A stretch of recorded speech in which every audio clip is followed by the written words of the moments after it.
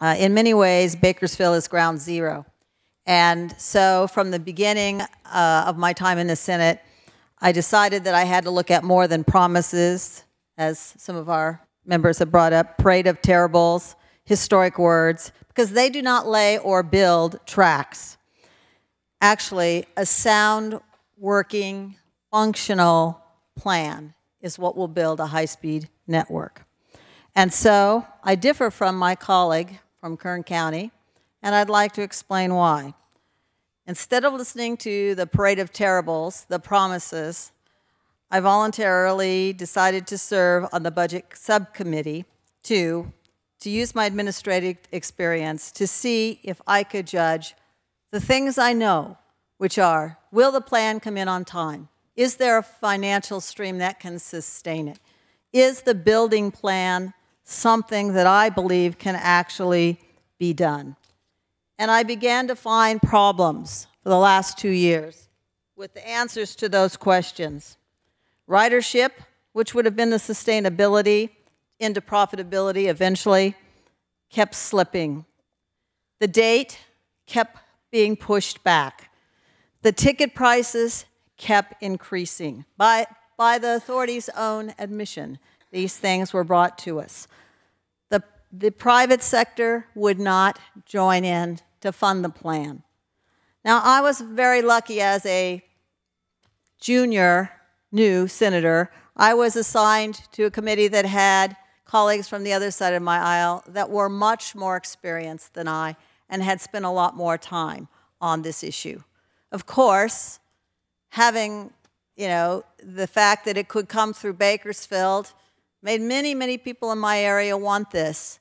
And I wanted to believe. I wanted to believe that it was ready. I wanted to believe in the dream. It would have been so much easier. But as the committee, my colleagues that you've heard today, and I don't have to speak for them, they are much more eloquently presented their case than I.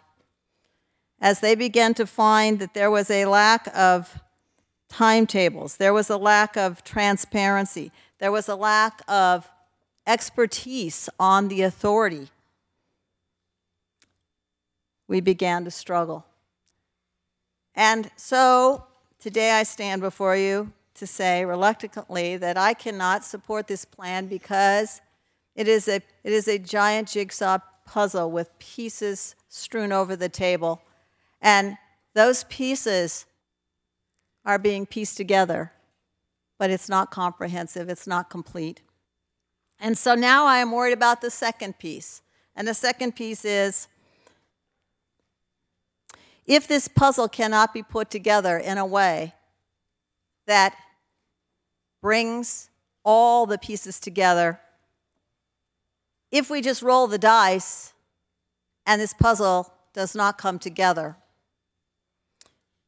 I mean, the director has been there 3 weeks, and that alone is scary. When we heard him in the hearing, it's hard to believe that he can really know if this project can be brought together. If we don't do more to complete this plan, then I think we have the second problem, and that is that the general fund is endangered, and our weight fees and some of the things that pay for our highway system is endangered. And folks, that scares me, because no matter how much we want to succeed, we will be obligated to continue down a path that probably cannot result in a hope or a dream or the things we need. So I thank you for listening, and I thank all of the members of my committee before me and with me who spent a lot of time teaching me how to ask the right questions about, is the plan workable, functionable, doable, sustainable, financeable? And unfortunately, as of this moment today, when the time is to vote, my answer is no. I urge a no vote.